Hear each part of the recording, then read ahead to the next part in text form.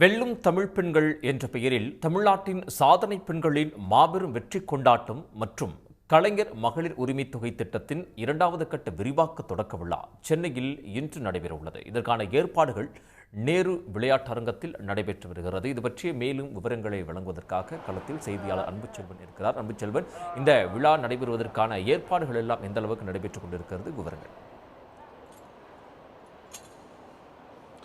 வெல்லும் தமிழ் பெண்கள் என்ற தலைப்பில் தமிழ்நாட்டின் சாதனை பெண்களின் மாபெரும் கொண்டாட்ட விழா நடைபெற இருக்கிறது. அதிலும் குறிப்பாக கலைஞர் மகளிர் உரிமை திட்டத்திற்கு 2ஆம் கட்ட விரிவாக்க தொடக்க விழாவும் இன்று முதலமைச்சரும் அதேபோன்று துணை முதலமைச்சர் முன்னிலையில் நடைபெற இருக்கிறது. நேரு உள் விளையாட்டு அரங்கில் நடைபெற இருக்கக்கூடிய இந்த மாபெரும் கொண்டாட்டத்திற்கான ஏற்பாடுகள் மிகவும் பிரமாண்டமாக நடைபெற்று கொண்டிருக்கிறது.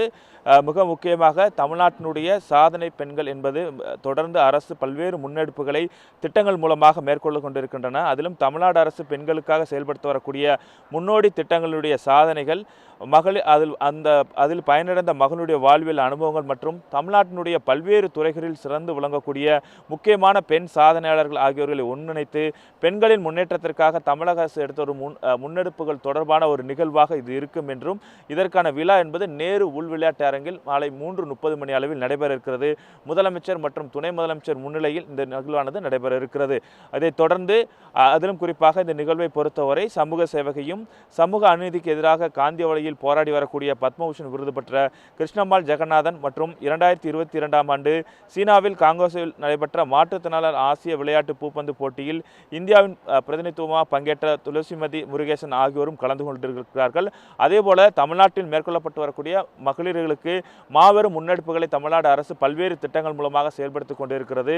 மேலும் கடந்த 2023ஆம் ஆண்டு மகளிர்களுக்கு மாதந்தோறும் 1000 ரூபாய் உதவித்தொகை வழங்கப்படும் என்ற அறிவிப்பு வெளியிடப்பட்டு முதல் கட்டமாக 1,13,75,492 பேர்களுக்கு மகளிர் உரிமை தொகை என்பது வழங்கப்பட்டிருக்கிறது.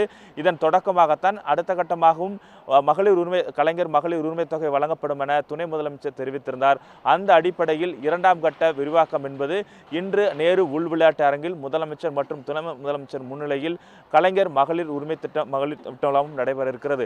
தமிழக அரசை பொறுத்தவரை மகளிருக்கான பல்வேறு திட்டங்களை ஒருங்கிணைத்துக் கொண்டிருக்கிறது.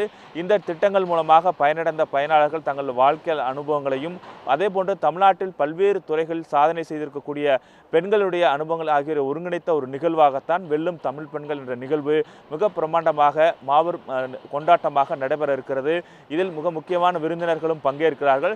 தமிழகம் முழுவதும் இருந்து சாதனை புரிந்திருக்கக்கூடிய பெண்களும் பங்கேற்கக்கூடிய ஒரு நிகழ்வாக வெல்லும் தமிழ் பெண்கள் நிகழ்வு என்பது தமிழ்நாடு அரசு ஏற்பாடு செய்யப்பட்டிருக்கிறது. மாலை 3:30 மணி அளவில் நேரு உள் விளையாட்டு அரங்கில் முதலமைச்சர் மற்றும் துணை முதலமைச்சர் முன்னிலையில் நடைபெறக்கூடிய இந்த நிகழ்வுக்கான ஏற்பாடுகள் மிகவும் பிரமாண்டமாக நேரு உள் விளையாட்டு அரங்கில் நடைபெற்றுக் கொண்டிருக்கிறது. அன்புச்செல்வன், தகவல்களுக்கு நன்றி. உடனுக்குடன் செய்திகளை தெரிந்து கொள்ள சன் நியூஸ் பெல் ஐகானை கிளிக் பண்ணுங்க.